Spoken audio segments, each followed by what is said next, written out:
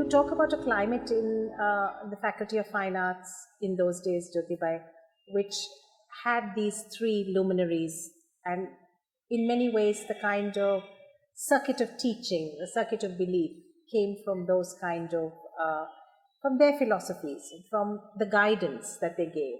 You talk about how certain things were introduced, the reasons why the faculty had certain traditions. But then those elders finally left the college, and you all came into the space of being the elders. How was it like then to work? Certainly K.G. Subramaniam remained there, slightly older, and therefore somebody who could become a touchstone for matters of guidance in a way. But there was still a greater onus of responsibility on the younger generation who had to grow up.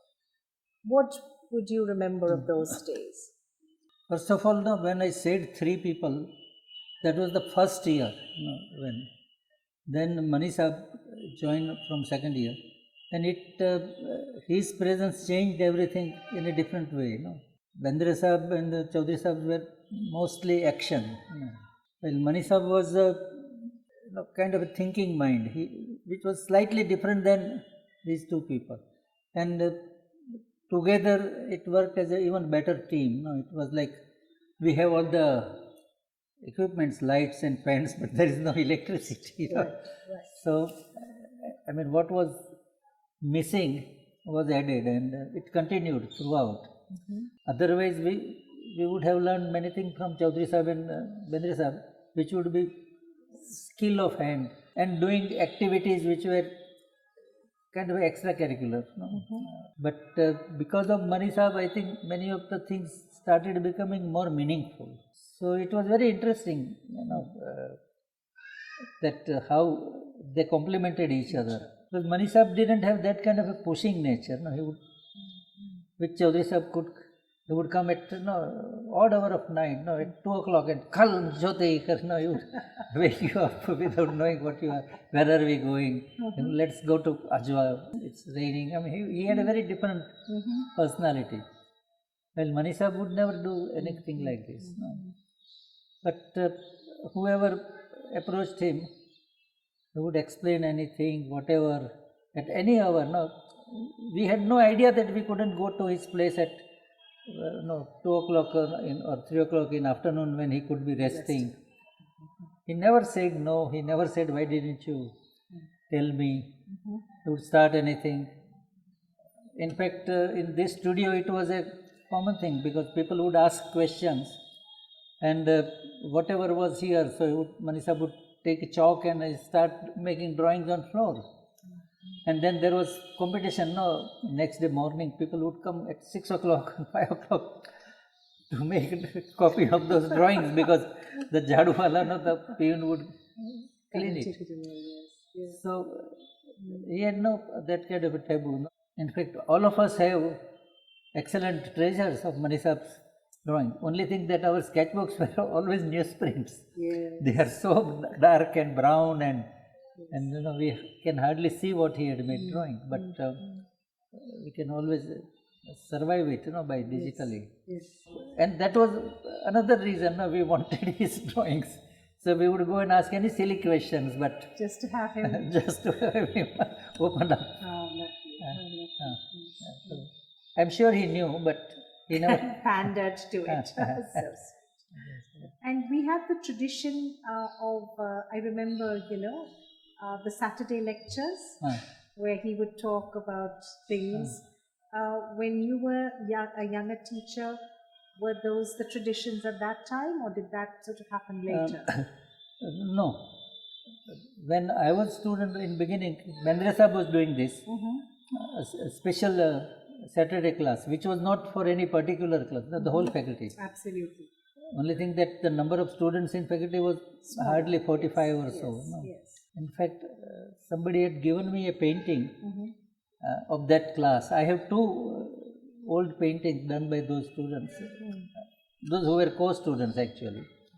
One was this Bendre Sahib's class, where you can still identify people from their back, most of them. And another one was when we had started, the building in center was the only building. This building was one officer of Baroda state was living here. But he was also a well-known Gujarati writer, Ramanlal Desai. So that was the only building, actual where he lived. The canteen was there, that was another. And where we have graphic department now, there was an kind of a angular old house, no, because this was a residency area, no, Britishers lived here earlier. So that kind of a thing, the butlers and peons would be living. So that was the section where we had graphic studios. So someone has painted that also, no? And I have that. Where again, the kind of old memories. When Sahab was taking this class, we were talking freely because we had a very fixed kind of a curriculum, this life drawing. It was not called drawing, it was called life study. So it just said that you are supposed to do this. There was something called the rendering of object. No, that was the nomenclature. So you make drawings of objects, but you try to render it the way physical eye would see it. Right. So to get us out of that, this class was called as creative art, where he would address to all students together and tell something new how to do that. Basically breaking down these old methods of perception. So that was that. That time there was no no art history. I see. When was that started? That started quite late. Really? Okay. So same people, Markand Bhai, Mehndri Sahab, Mani Sahab, Chaudhary Sahab, they were taking theory classes. Chaudhary Sahab being sculptor. So it was there, but in a different form. Yes. But not department. Yes. And these people were teaching. No, so Chaudhary Sahab would talk about Greek art and Egyptian art and sculpture mainly. Mehndri Sahab, then he tried to study something about Chinese art. Markand Bhatt knew about Indian art. Sure. So it's after 2 or 3 years, one Mr. Vishnubhai Bhatt, there is a photograph with Shastriji. Yes. He was brought, I think. For Indian aesthetics, I think, yes, and Indian art. Then our own students, Sheikh and Parimu, when they completed their MA, and then they thought of starting department as a department. Yes. And Parimu actually gave shape to Department of Art History. Though they had tried earlier, there was one professor, his name was Gairola, I don't know who he was. Chaudhary Sahab might have met him somewhere in some seminar or something and was very much impressed and brought. But it didn't work out. Somehow or other he was a very difficult kind of person. And he didn't fit in the atmosphere we had. So I don't know whether he left or he was checked off. I have no idea because I was a student. Because I was a student of diploma class, I never had opportunity of attending these classes. Not that not opportunity is not the right word, but I was not forced to go. We were just sitting here and doing practical works. But I know what was happening, that kind of thing. Did you personally find the need to, what is the space of reading for you? Because you're a very informed person. So did you, as, given the fact that, as you say, you're a diploma student, and so it wasn't expected or demanded of you to go for all of these things. As you progressed and evolved into being an artist and then a teacher, did you find the need to, how did you find your spaces of information about the world of art history? Whatever little I had picked up was from one Gujarati magazine called Kumar. In fact, I knew many things about art before coming here, because that magazine was, I even knew how to make etching, though I had never made it. From Kumar. I knew many things about good literature in Bengali or Malayali, because in Kumar they were having. Only thing that my capacity to understand was limited. But Sure. then whenever we had any lectures, I always made a point to attend it. There were film shows and these visiting professors, and they always talked simultaneously. There was one teacher, a Parsi teacher in Faculty of Social Work, Miss Parvez, what was her surname? I have forgotten. Vakil or something. Eventually, she married to Markand Bhatt, but and I had worked at her place, as a kind of attendant. I cleaned her house and something. So she told me that I must learn English, and she said that the easiest way would be to read stories, where you get involved and you do not have to worry about meaning. Somehow or other you get the. And she even gave me one detective stories, because that would have a better grip, where everything was in first person, which reminded me of our traditional storytellers, where they say everything in present tense. Even when they are talking about Ram and going to Lanka, it's in present tense. Everything is happening the way you are seeing on a movie screen. So it was easy for me that way. And also some where there were lots of dialogues. The characters were talking to each other. So I think I started picking up that kind of a. That's why I have that kind of language. Sometimes I didn't do, and instead of going, I would say go in, because that's what I had. All those gangsters would be talking. But I think it helped me eventually. Because I was in a way keen to understand. I mean, not the language, but what was being said. And Sure. Language was just a facility. And I suppose that when you were in places like Italy, to start off with, and of course later when you were in New York, once you were in spaces like museums and galleries, automatically information, whether you read it or whether you find out about it in other ways or through conversations. And so, because, I mean, not all artists desire to know about art history. I think that is something a little bit particular to Baroda.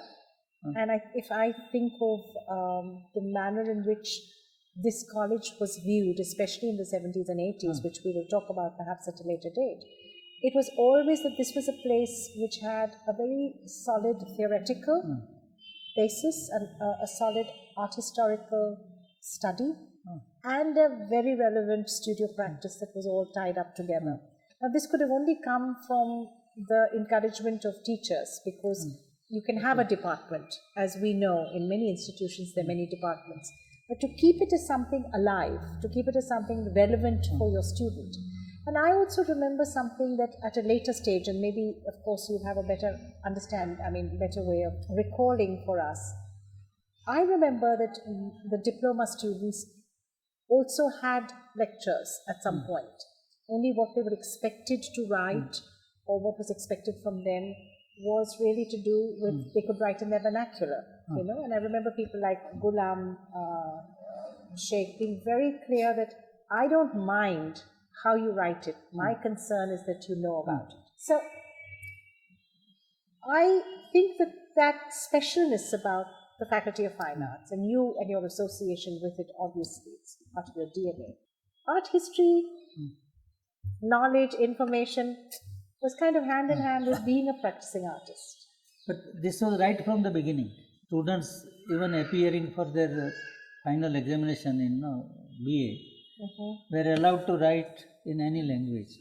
Any, in the sense they said that there are teachers who would know 3 or 4 languages, apart from English, Hindi, Gujarati, Marathi, So there was no question of writing in Tamil, because there was no teacher who could read it. But so because they said that we were not teaching English, though actually